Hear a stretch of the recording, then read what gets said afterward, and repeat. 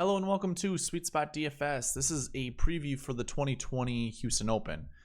This is not a new tournament. This is very much an old tournament, and it usually precedes the Masters tournament. It used to be kind of the gear up for the Masters, if you will. It's no longer being played before the Masters, obviously, and technically it wasn't played last year, although last year is this year. It goes along that whole 2019-2020 season. So that's why I call these tournaments the 2020 tournaments, although it's in 2019. And you will find when you Google this, it is the 2019 Houston Open. So don't be confused with how I do it. I've said this in all my videos. It is, to me, the 2020 because that is the season. That's the tour. Championship ends in 2020. This is a 2020 tournament. It goes towards that tour championship. So just want to throw that out there one more time. Yeah, so it typically follows the match play tournament in the spring. So when we look at recent form and we look at the following years, and we'll get into that once we get there, but it's just not going to really follow that trend. Also, they're different grasses. Typically, southern golf courses have to overseed because of the colder temperature. It's not that cold right now in Houston, Texas, so they don't have to overseed. So it's going to be that's typical Bermuda grass. The greens, however, will still be bent grass, and that is very important. And I'll pull up the course history, and we'll get through that a little bit here. It's the Golf Club of Houston. It's around 7,400 yards, much like every single week. The PGA is going to set it up different yardages. So it's around 7,400. I'm not going to give you an exact yardage because it doesn't matter. It's pretty much in the middle tier of yardages. Not that long, not that short. It's just right in the middle. It's a par 72, so it's your typical, 4 par 5s, 4 par 3s, that type of thing. And of course, bent grass greens. So I put the grass type as bent grass. The designers, Reese Jones and David Toms. I believe they also have another golf course on tour that is designed by Reese Jones and, I guess, designed by David Toms. I think he's just more of, I forget what the term is called, but he's just there to help give his insight, from a player's perspective. So, again, it's in Texas, Humble, Texas, to be exact, just outside of Houston. And yeah, I don't really have anything else to add to the course information. They usually try to set it up like Masters conditions because this used to, again, be the tournament right before the Masters. I don't think you can really do that. They had them rolling fast. I bet you they have them rolling fast again. It's going to be the same stuff. So course history is going to matter. And with that, we'll segue into course information on the spreadsheet. So here we have, I already filtered it out where we're only looking at golfers that are playing in this year's tournament. And I have it filtered by average. So you see right away Sam Ryder is at the top with a 5th place finish last year. So obviously you see the year difference there, 2020 to 2018. It's still last year's results. So 5th place, and Austin Cook had an 11th place in 2015. Then you get to the guy that a lot of people are talking about for this tournament, and that's Russell Henley. Russell Henley has the best course history. And if we go ahead and we delete that 45, that turns into a solid 5 over 5 tournaments, which is phenomenal. Like, that is ridiculously good. Newsflash, I like Russell Henley this week. Not only does the course history actually match what you want a golfer coming into this tournament to have, his recent form does as well. And we'll get to that, and I'll show you why. How about this? Let's get rid of golfers who've played 0, 1. We'll keep 2 events on there. So you have Russell Henley at the top. You have Daniel Berger also at the top. Pat Perez, Bo Hosler, who's a golfer I really like this week. Rafael Campos. Now, he's a golfer that for those 2 years The tournament right before this, again, like I said, was the match play, but there was an alternate event, and that was the Puerto Rico Open. Campos is from Puerto Rico, so that was kind of his home tournament. So he always qualified. He finished top 10 or something like that, and that got him into that week's tournament, it used to be called the Shell Houston Open. And he always followed up kind of like with a decent finish. So at the Houston Open, that is. Graham Delaet is a golfer. If you guys look at it, he is coming back from an injury, and I don't know. I didn't play him last week, although his stats measured up to be a good play. His stats measure up to be a good play again. And I'm talking, not so much recent form, but course history and bent grass stats. I would not have any confidence in playing him. So that's kind of my warning to you guys. I wouldn't play him. You shouldn't play him unless you like seeing your money burn, or perhaps on the opposite side of it, like you like seeing your money burn on a good way, like making a lot of money. And it follows with Henrik Stenson, Keegan Bradley, Stuart Sink, one of my other favorite play, at least from the lower priced guys. Grayson Murray, Luke List, and I think the other one I really like too is Cameron Tringale. I'm sure you've heard a lot of people around the DFS world, if you watch other people discuss golfers that they like. Cameron Tringale is one of them, and it's because of his off the tee stats. I wouldn't look into the off the tee stats. I don't think it really matters that much.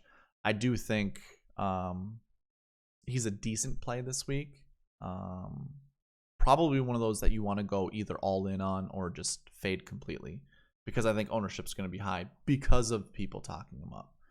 So, yeah, you guys can look, see what guys you like out of this. Again, I have this filtered by the events played, but I will bring back the 0 and 1. Of course, that brings in Sam Ryder, Bronson Burgoon, Tim Herron. I would not play him. Rob Oppenheim, maybe. I might play him.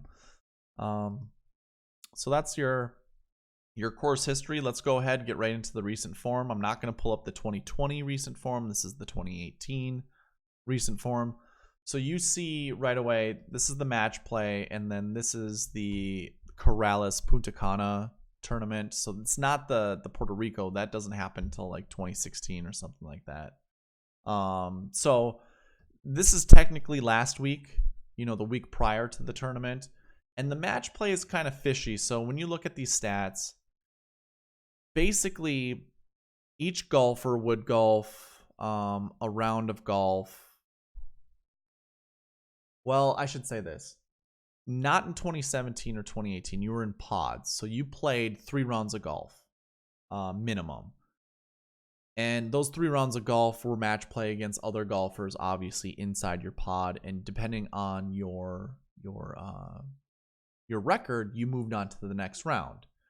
Well, there were 64 golfers that would make it, and then I think 2 from each pod would get eliminated. So then it would be the top 32. And then there would only be 1 round from there on going forward. So really, you could have... That's why I have like the 17th place. That was bounced off of pods, right after pods. That wasn't going through... any of the other rounds or whatever you want to call them. The other matchups. There we go. That's what I'm looking for. So it didn't make it to the round of 32. It just made it to the round, just the beginning. 5th is I think it's quarterfinals. Made it to the quarterfinals, not in the semis, because the semis would be 1 through 4.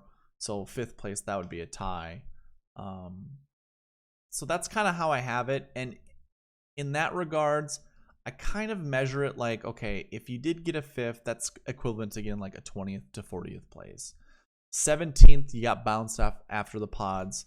That's like a missed cut, in my opinion. So that's why, usually I have like top 20 stats, like light green, 20 to 40 is yellow and that kind of stuff. I had to kind of make up my own rating scale when it came to the match play.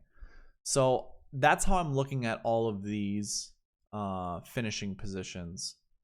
based off of the color. So again, this is a miscut. This is somewhere between 20 to 40. Ninth place is 40 to 60. And that's how I'm going to score them for the last week buckets. Okay, we're done with that. Let's just go into the recent form. This does not include...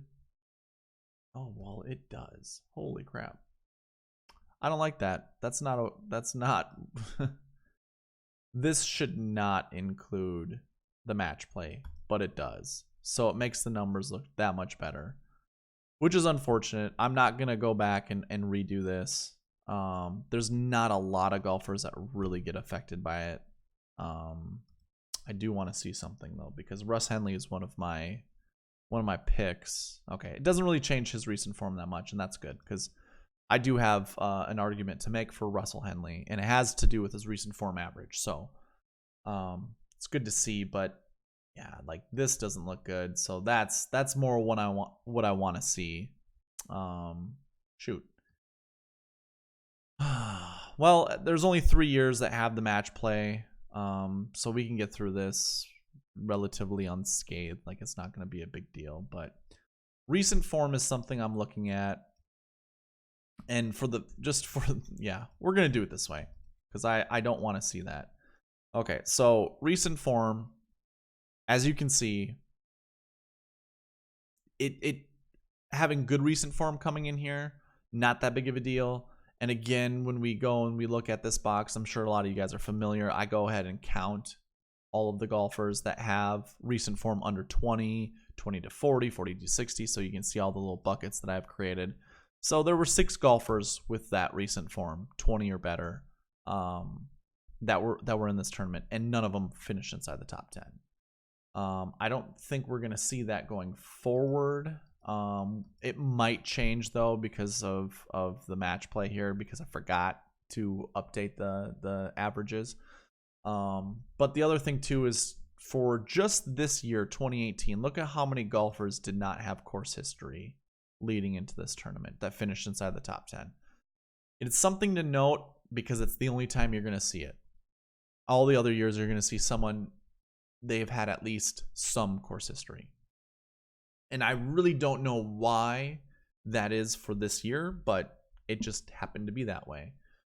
The one thing I do want you guys to, just to keep in mind is the fact that there's not a very good recent form inside the top 10 for this year also. So go to 2017 now. Now we kind of get into better recent form, and Ricky Fowler didn't even play the week before, so we don't really have to worry about that recent form. But if I were to get rid of some of this, yeah, that doesn't even matter. Doesn't really phase those recent forms. Sure, it does for Daniel Berger, and that's good to see because you want to see as many 60s, because that is obviously it's light red, so it's kind of like, I don't want to play that kind of golfer.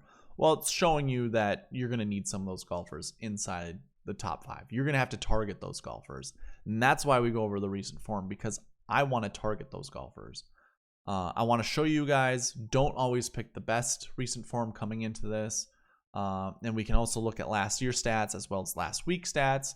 That's another layer to pick golfers from, or at least criteria to pick golfers with.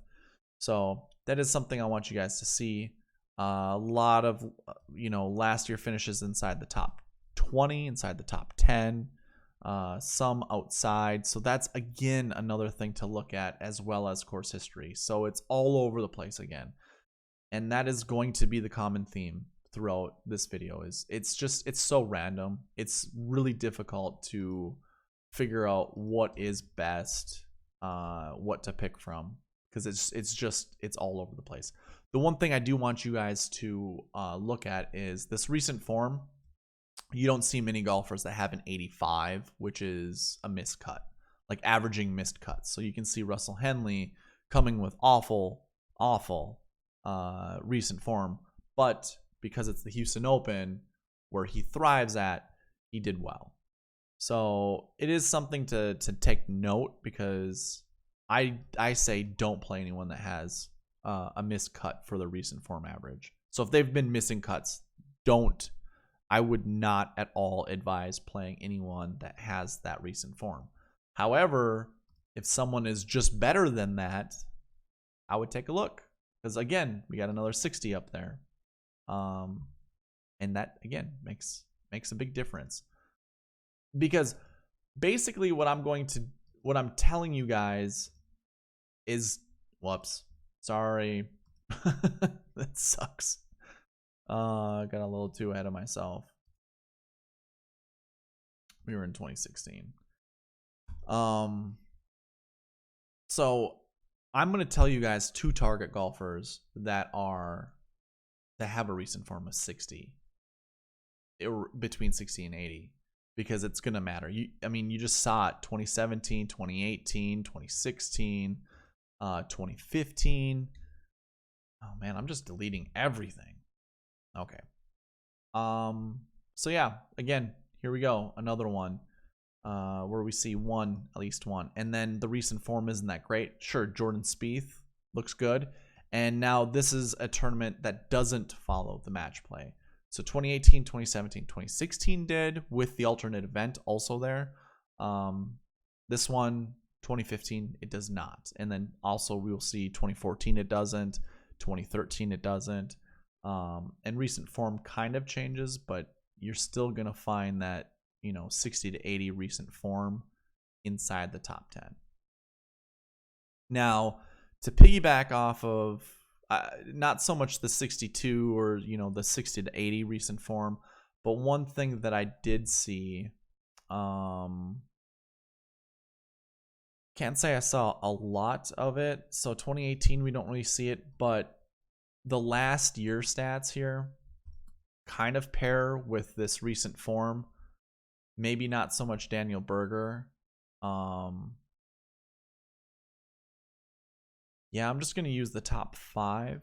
So, didn't play. So having decent recent form and finishing inside the top 20 the year before kind of plays well in finding someone that is decent at this tournament, or that might be decent at this tournament.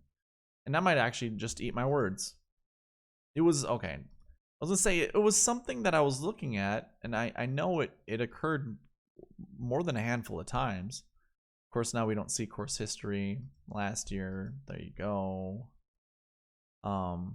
So basically what I'm getting at is the last year having this okay, that's what it was. It wasn't so much the last week. It was last year recent form. And obviously Russell Henley breaks that mold. But basically everyone else was in that 20 to 40 range. Okay. Maybe not everybody.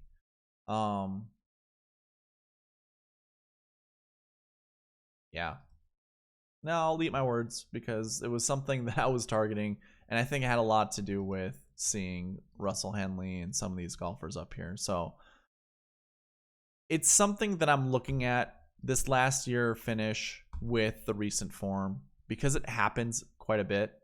I might count that as one of those. Maybe not. But why I bring it up is when we go and we look at the 2020 recent form, you're going to see that a bunch of times here. Now, Russell Henley fits that mold perfectly, just like any of those other years. Like, that looks good to me, and that's what I'm going to be targeting. Now, Berger also falls in that line, so I think it's a good pivot either way.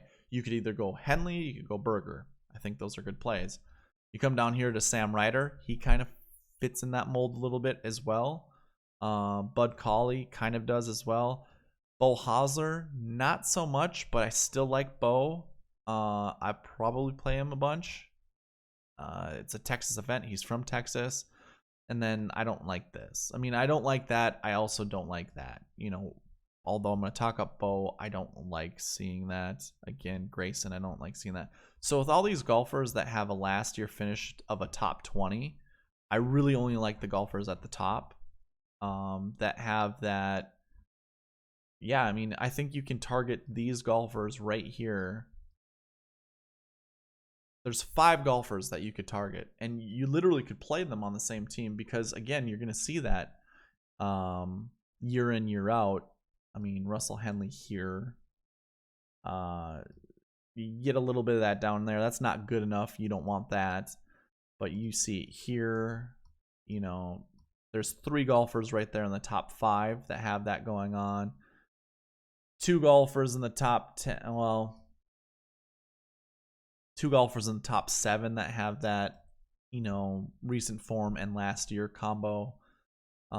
If you really want to, I think obviously you can do this a couple different ways. One way to look at this is maybe you just cast away all of the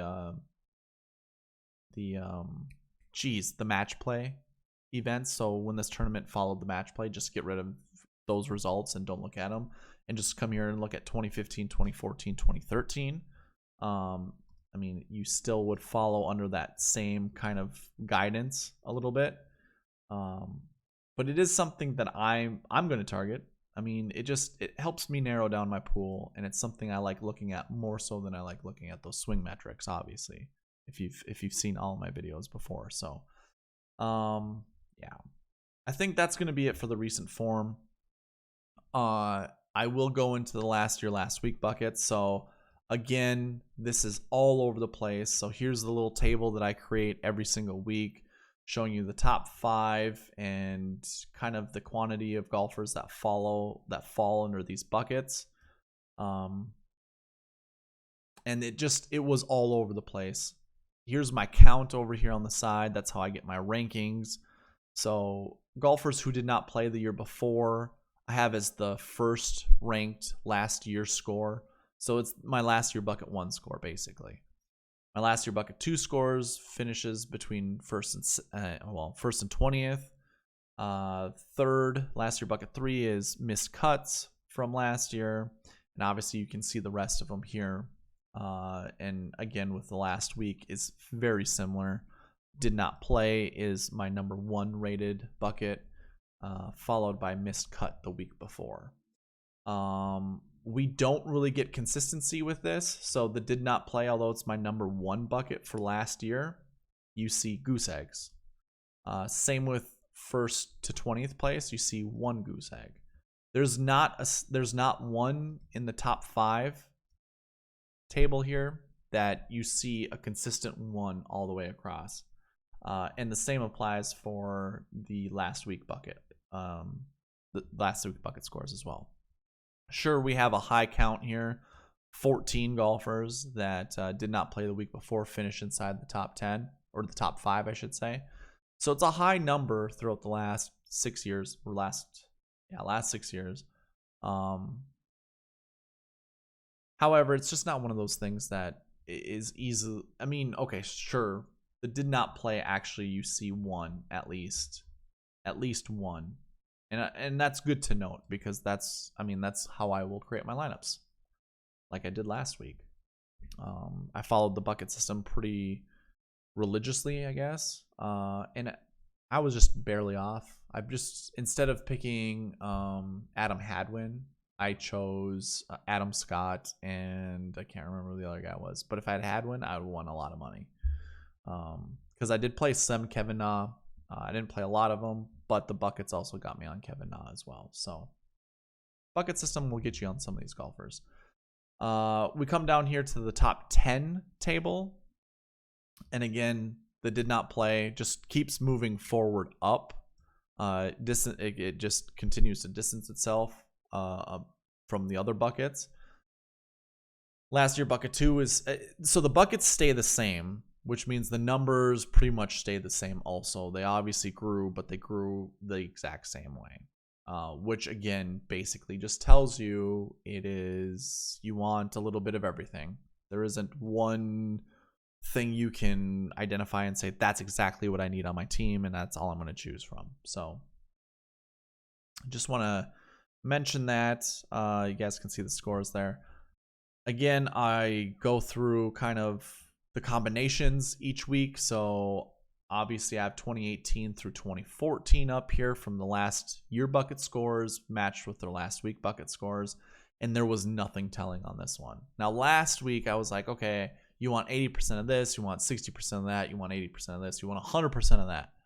I don't really have that other than seeing a 1-3 in 80% of the lineups.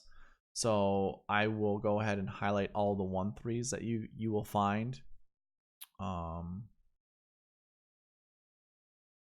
So in 2015 there wasn't a 1-3, there was a 1-4, and it's not even like any of them are at the top of the leaderboard. So you even targeting 1-3s isn't going to give you a given that they're gonna find the top 5, and you kind of want that when it comes to thinking of golfers to choose from. Now, if we were to look at just the last year buckets, you don't even see, okay, so a bunch of 1s are there, a bunch of 1s are here, no 1s here, bunch of 1s there, and no 1s there. Okay, nothing. No 2s here, a bunch of 2s here, barely any 2s there, barely any 2s, barely any 2s. 3s, yeah, no 3s here, bunch of 3s here, and 3s towards the bottom. So like there isn't anything that I can just give you concretely. They're just, you have to choose whatever. It's just one of those tournaments that's really hard to gauge of what to choose and what to pick from. So what I'm gonna do is I'm gonna go back to the recent form thing and kind of, well, if I were to go to the bucket system here and look at, what do I want to target? If I come down to the top 10, I like to look at the min maxes, try to find like 1s, try to find something more than 1 throughout, and you don't. So yeah, it's a crapshoot, which basically then I'm gonna lean on course history, kind of. But again, we can't really lean on course history because that also fluctuates a bunch. This year pretty decent, but your winner was, didn't have the greatest course history, and you needed that. Yeah, I'll still lean on course history, but I'm not gonna put everything into it. This doesn't give you course history, so don't mind that. Obviously, this doesn't give you course history either. Okay. So that was the bucket system. We'll get into, man, I'd get into Teatime. Yeah, we'll get into Teatime Pairings. I was almost thinking not doing it. I kind of started it already, so I like the first group of Russ Henley, Mackenzie Hughes, and Josh Teeter. I actually like Josh Teeter, so that's definitely one of those plays that I think I will be playing. This isn't a bad group. I'm just gonna put a 3 next to their names because it's okay. It's not the greatest. Scrolling down here, this may not be bad because of these 2 golfers. I like Hoagie and I like Scott Brown. I don't know how they're gonna play together. I really liked Harris English before I saw who he was paired up with. Rich Beam is like a senior player. I don't even know why he's in the tournament. I get why he's in the tournament, and I know why somebody of his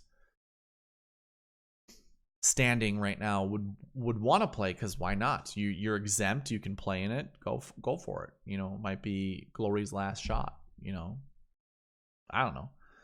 I like this group. It's a sneaky group. I like Chris Stroud. He has decent bent grass stats. JJ Spawn also does, and Brian Gay has decent recent form coming into this. So I think that's a decent play. Definitely would look into that. I like Allison Cook, but I don't like who he's paired up with. I don't like that pairing, although I like Vegas. I like Stuart Sink, so this is a difficult one too. Like, I'm giving these all 3s because I'm not very confident in it. This group seems like a nightmare group. It should be okay, but then I don't know, man. I really don't know. I think this is just dead weight. And Henrik, we haven't seen him since the BMW Championship, maybe. I know he has some good European finishes, but I don't know. I really don't know. So I'm just not gonna talk about it anymore. I do like Watney, so I'm gonna put 2s next to these guys. Brandon Hagee used to be a decent player. I think he got hurt. So it's a interesting group to look at. I would like Every if this was Bermuda, strictly Bermuda, not bent grass greens. I like Brian Harmon, but I don't know about these two golfers. Like Graham Delaet, I don't know. He had a terrible tournament last week, so I don't know. Like I like Harmon a lot, but I don't know who to pair him with. I mean, I don't have to pair him with anybody, but it just seems like a dull group. And by the way, the whole field is very weak, so I'm going to be saying this to a lot of groups. But I'm going through this for the first time with you guys. Like I did start it, but I have not gone through it. Lanto and Robbie might pair off each other pretty well. I don't like Baddeley. I just think he's too slow of a player. He might get in the way of the other two. This was a Monday qualifier. I would probably like to play Harry Higgs because he's kind of a good up and coming golfer, but no, I just have no interest right now. No interest in that group. No interest in this group. It's just like I don't know who's going to be playing off each other. Omar Arrestee is a PGA section golfer, so he's an actual PGA professional as opposed to a PGA Tour professional. There is a difference. So this guy works at a golf course, gives lessons, that kind of thing. Now he plays, and he got a section sponsorship, so that's why he's in there. Typically, that doesn't mean you're that great when it comes to tour level play. How often do you see a PGA Tour member in the PGA Championship, on the top of the leaderboard? So this is obviously a weaker field. There's a possibility he could do well, but Tom Lewis is a golfer I like, but not with those guys. I'm not seeing any, and so I'm going through these tee times trying to find an edge, and I'm not seeing an edge yet. I haven't found a group that I like that I feel is going to pair well with each other. I like Castro and Hearn. Actually, you know what? I like this group. It's a sneaky group. Definitely, I think worth a play or a look.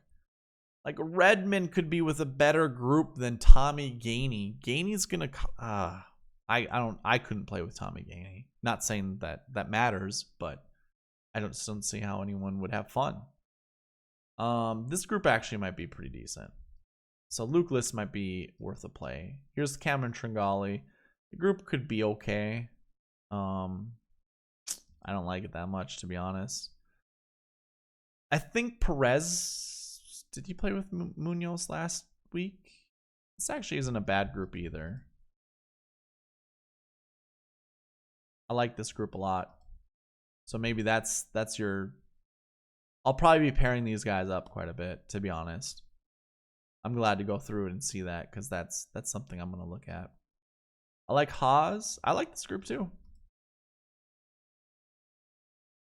Collie. Ooh, I like this group a lot.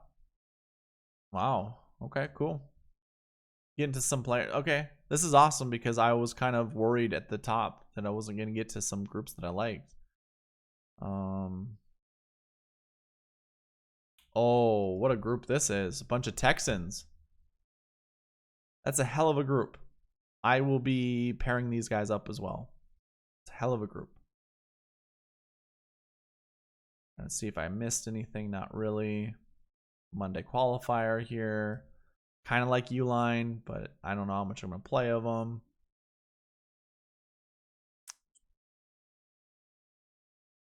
This might not be a bad, these two golfers together. Yeah, I don't really see anything else. Yeah, not really. So these afternoon golfers right here have a lot of my interest. So at least I'll try to keep that in mind when I'm looking at players. I like the Keegan, Daniel Berger, Kevin Chappell lineup. I'm probably going to play a lot of Chappell this week, to be honest. He is one of my top mid plays. He's under 8,000, so that's what I'm going to consider a mid play. And he's got really good bent grass stats. And he fired a 59 earlier this year, so I like Kevin Chappell quite a bit this week. Okay. We'll get into the DK page. So we went through starting hole, tee time, Don't care about odds. Not going to care about fantasy points per game or value or course history. We kind of already went through that. We'll get right into the grass stats, as I like to call them. Go ahead and hide those. So, yeah, how about this? We'll go from overall bent grass. So you will see the stats swinging by. I don't include anyone that has basically under 10 events. I do think 5 is a decent number. I would just rather know what that 20% means. Does that 20%... So for this one, obviously means 1 out of his 5 events, he's found the top 10. I'd like to see that at 10. That way I know he only has a 1 in 10 chance, which is still good. 10% still good. But it's better to see that than this, because obviously Scheffler's next couple tournaments could be awful. For bent grass, that is. And then the stats would be terrible. So I didn't include him. That's all I'm getting at, is I didn't include him up there. Definitely, I just think it's worth mentioning. Same applies with Harrington and Bramlett. I don't even know what tournaments these are. These could be alternate events where the field is really weak. I know it's weak for this tournament, but still, just wanted to mention that. So your best golfers with bent grass stats: Henrik Stenson, Daniel Berger, Keegan Bradley Bohauser, Kevin Chappell, Bill Haas, Russell Henley, Brian Harman, Stuart Sink. I was going to call him Stu Sink. Russell Knox, Chad Campbell, not bad. And then there's Graham Delaet. So these are golfers. I will find many ways to plug and play them. They're all kind of different last year buckets, with different course history, different recent form. In fact, actually, let's do that. Let's not hide recent form. That way we can kind of target some of these golfers, right? It'll be an interesting way to look at these grass stats. So if we're looking at kind of like a recent form, we want to find golfers kind of, we want, like I said, we want to target some of these 60 to 80 recent form golfers. Well, we have 2 of them right there with overall bent grass stats, in the upper echelon of this field. You also find a bunch of 50s and 20s in here. So it's good to see that. I like Berger. He also has a top 20 finish from last year, which pairs well with that recent form average, which pairs well with the overall bent. Now, obviously, 2019 wasn't a good year for him, but he was also injured. So that is something to... I mean, he was coming back from an injury. So rust played a huge factor in that. So it's definitely something to look into as well. And of course, all the different types of course history. I like Harman for the fact that he's a 73. If we go back to the 2018, we can see certain golfers. Here's their 2017 recent form tab. So you have Hudson Swafford, Zach Blair. You got a bunch of golfers here with that 60 or worse course history. Jim Herman. Now, these are kind of older golfers that are finding their way into the top 10. Not Jordan Spieth, obviously. And that was with decent recent form. So it's good to see that kind of stuff, because you kind of want to see that, honestly.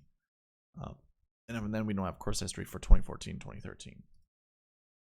So really, Brian Harman fits that Jordan Spieth mold, right? I like that. I'll probably pair Harman up with some of these golfers here. I mean, you could go like a Harman, Bo Hosler, Kevin Chappell. Like, all of those right there. Those 3 golfers have great bent grass stats. They also have they don't have anywhere close to the same course history or recent form. And like I said, I think it's important to mix and match, because going all in on recent form or all in on course history is just not going to get you. It's not going to do the trick for you. I heard off the tee stats are important. So if you were to include those with some of these golfers, I have that column right here. So like, yeah, maybe Kevin Chappell's a really good choice, because he is gaining 4.42 strokes off off the tee. Brian Harman also doesn't have bad off the tee stats. Maybe you come up to Daniel Berger. I mean, course history is great. Recent form is good. Yeah, that might just be a really good pairing, getting those guys and then trying to find somebody at low price. In fact, I'm going to do that. I'm going to go to the lineup construction page and let's plug and play those guys. So I'm going to put Berger. I don't know what this is going to look like, honestly. It's probably going to be disastrous. I'm probably going to have like 6-5 left or something like that. It's going to be gross.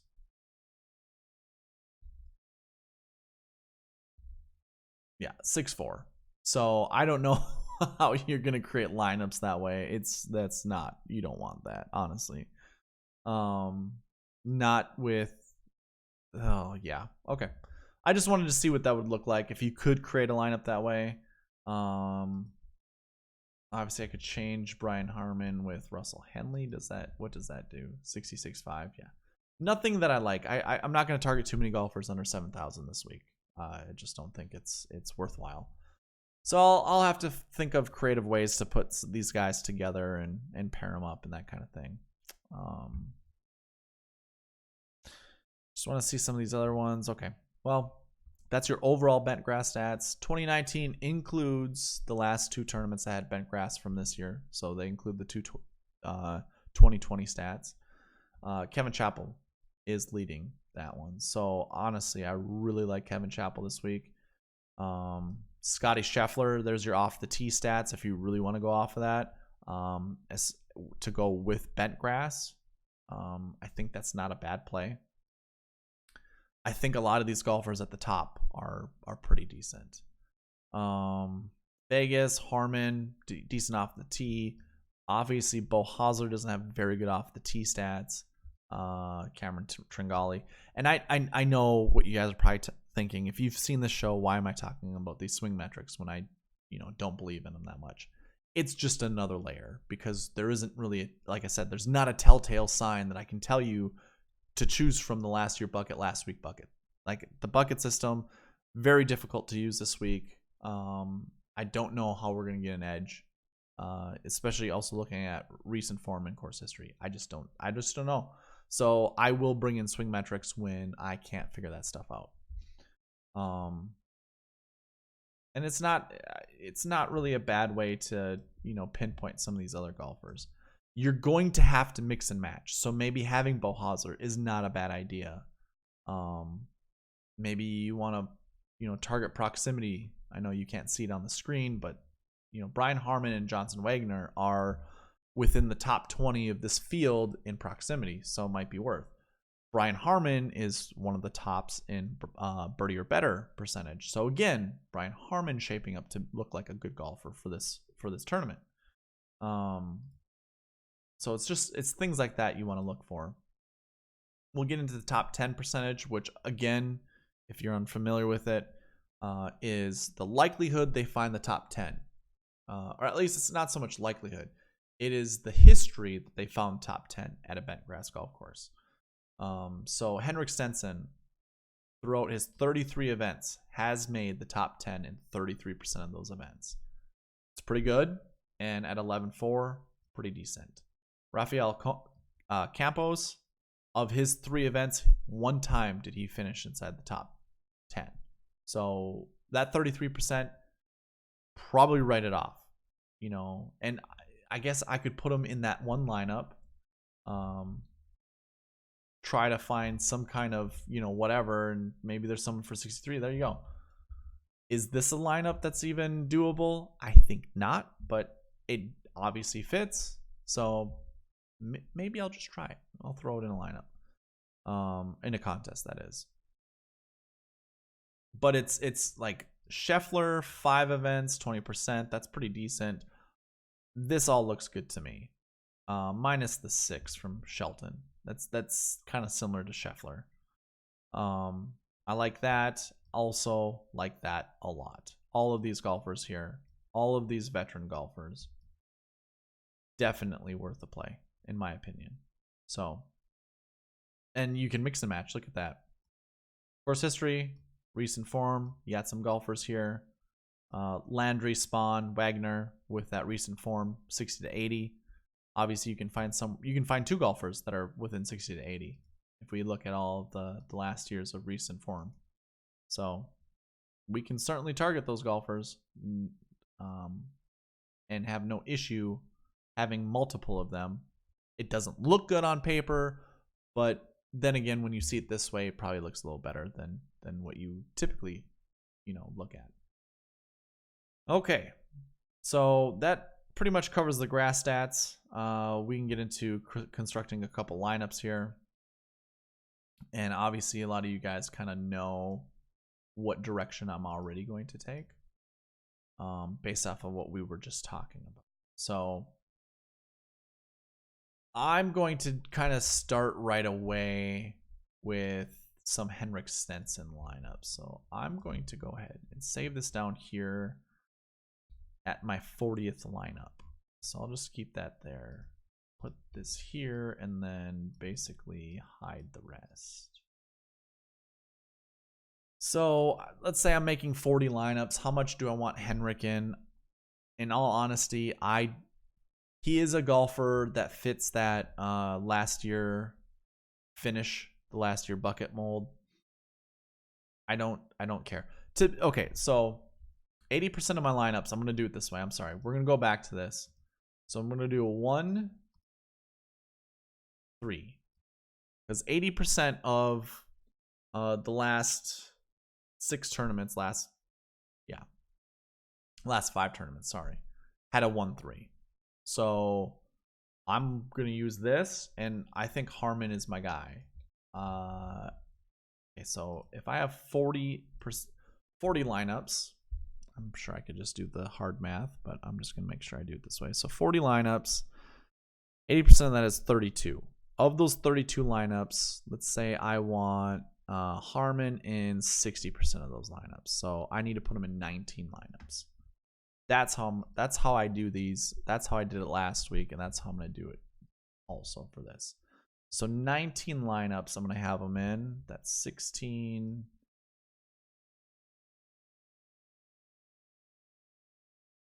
Yeah, sure. I was actually just kind of double guessing or second guessing myself there. I don't know if I want them in that much, but I'm going to.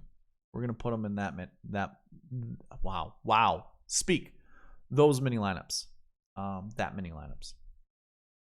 Now Russell Henley is a golfer that I really like.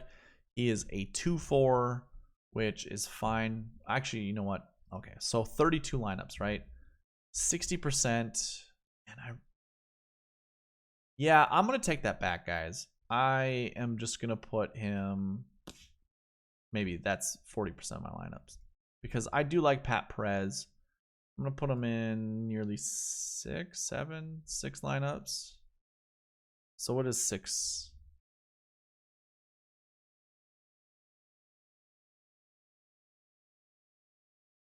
I'll put him in 8.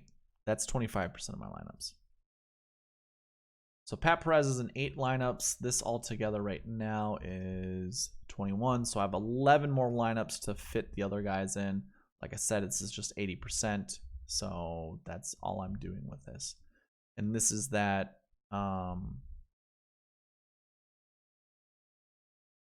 This is what I was showing you last week. So we got 4. We go 4, 3, 4.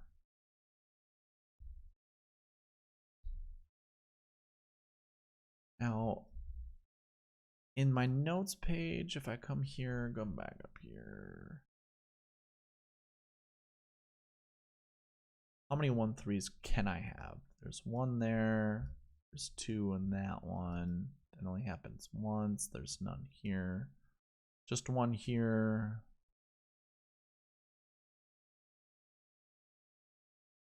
Oh, never mind. There's 1 there. There's none here. And there's 1 there. So really only 20% of the time was there a 1-3 in 2 lineups. Or I mean, there's 2 1-3s in 1 lineup. Again, I'm looking at that kind of stuff. So I do like Christopher. I think it's Christopher. It could be Christopher, but I'm pretty sure it's Christopher Ventura. I'll throw them up here. That's not what I wanted. I wanted to do this. So 20% of 32, it's 6 lineups, essentially. Do something like that. Also, maybe put a Brian Gay lineup up there. So that's 3, 5. Sure. So that's how I'm going to do something like that. Now, that's the only tell that I could see throughout the last, X amount of tournaments. Like, I don't know what else I can do. Can we do a 1-2? Probably not. 2-1? Probably not. There's 1 there. There's 2 there. 3 there. Oh, man. I was hoping to find another one. Because I like seeing that actually...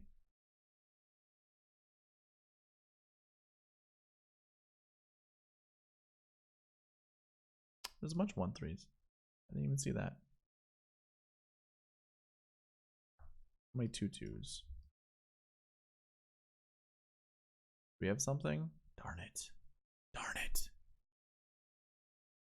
Just trying to find something to add to all of that, and it's really not happening. So I mean, a 2-1's actually, 60% of lineups had a 2-1 in it, so I can look at it like that. So we can go ahead, clear this, put a 1, clear this, look at a 2. Stenson and Garrigus. Wow. Okay. So 60% of my lineups, I want Stenson in them. So the other thing that I showed you last time is I'm gonna randomize this just to move things around. Make sure I don't have any matching pairs here, which I do not. I don't there, and I don't there. Perfect. Okay, so Henrik Stenson and Robert Garrigus. Gross. Gross. Gross. Gross. I do not want Bobby G on my lineup. So, oh my god. 60% of my lineups? Is that what I really want? Did we do that math right? Did we look at that right? 2 1s? 1, 2, 3. That's 60%.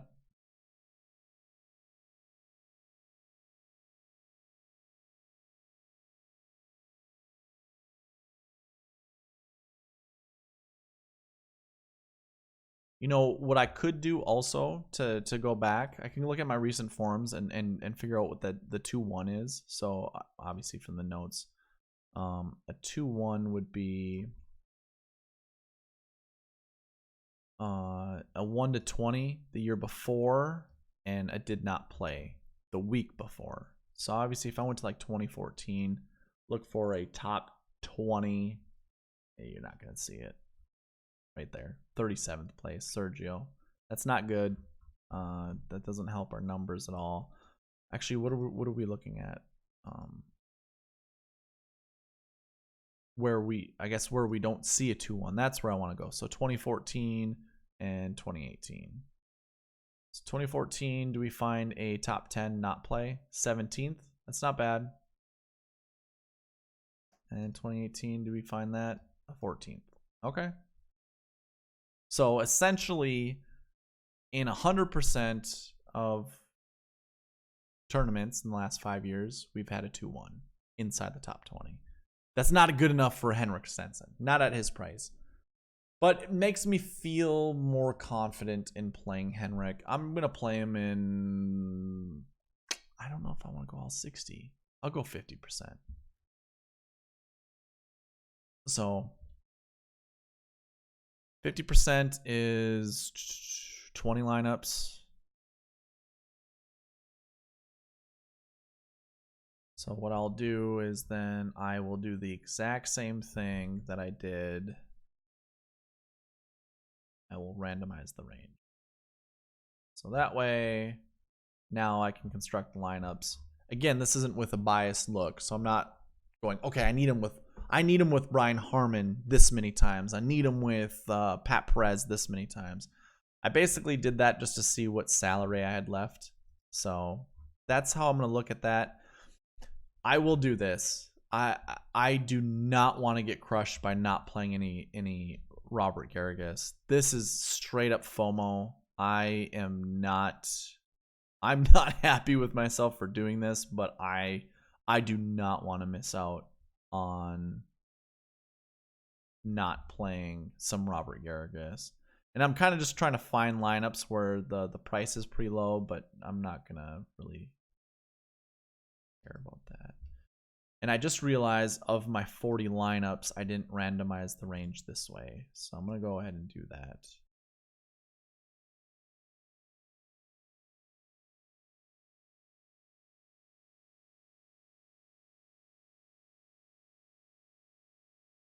Obviously, we want to pair Christopher with certain players, so that's what I'm going to do.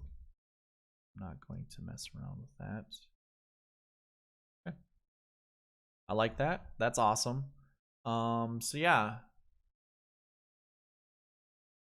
that's kind of where I'm going to leave this at. I'm going to fill in the rest with the players that I liked, but these are kind of my rules that I could see from, you know, tournament to tournament, is kind of finding these quote unquote rules and then just going by that and going with that. Obviously, you know, bentgrass is going to play a huge factor to me. I guess if you guys wanted, I can search by off the tee, and then we can look at bentgrass stats. What is your best bet? Looks like Daniel Berger would be, followed by Scheffler and Munoz, even Robbie Shelton, which I don't think is a bad play. Martin Laird looks like a good play. Duffner's up there, but Duffner doesn't know how to putt. Chappell's somewhat up there.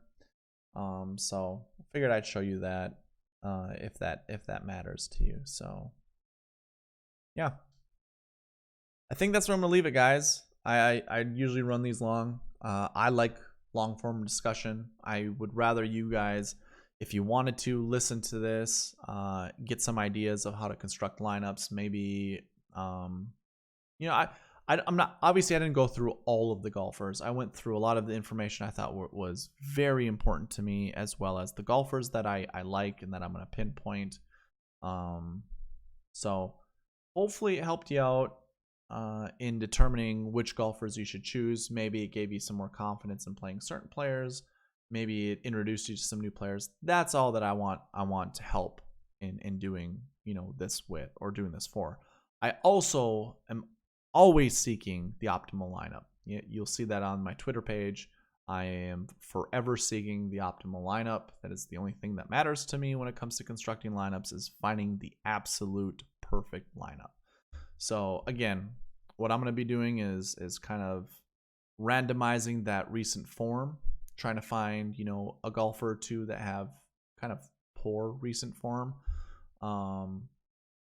Not so much poor as they're missing cuts. Like, they don't have a missing cut recent form. They're somewhere in between the 60 and 80 range, as well as finding a bunch inside the 40 to 60 and a couple top 20. Other than that, the grass stats, those are important to me. I think that they're going to matter, because once you get on the greens, you're going to want to put the ball in the hole, obviously, and guys who kind of have the bent grass stuff figured out, they're going to do it better than other people. So that's all I have. That's all I'm going to leave it at. I guess I should just say I really like Chappell. I really like Henley. I really like Berger. I really like Harmon. I know these are all the high price guys, but I really like those guys. I don't mind Scheffler. I don't mind Robbie Shelton.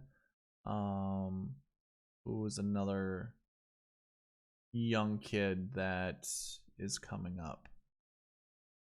Shoot. Sorry for forgetting, but yeah, the two that I mentioned, I do like Bo Hosler. I know he's still a young kid. Maverick McNeely is another one. I'm not sure how you can go wrong. Obviously, you don't see many 5-1s or 6-1s inside the top 20. So you have a 6 there, a 6 there, 5 there, 5, 6, 5, well, 5's there. So you do see them, but not frequently. So golfers that fall under those: Matt Jones, Tom Hoagie, Denny McCarthy, Seamus Power, Keegan Bradley, Johnson Wagner, which was a golfer I liked.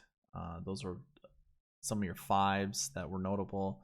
Some of your 6s that are notable: Duffner, Vegas, Stallings, Wierenski, Haas, Scott Brown, Chad Campbell.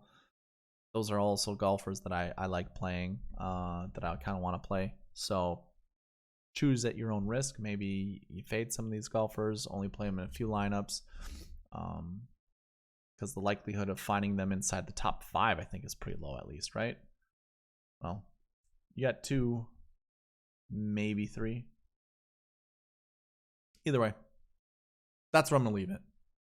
Minnesota goodbye, over with. Thank you for watching, guys. Leave a like if you haven't. Comment. Any questions, any concerns, anything, criticism, whatever. I want to see comments, and subscribe if you haven't. But once again, thank you for watching, and good luck.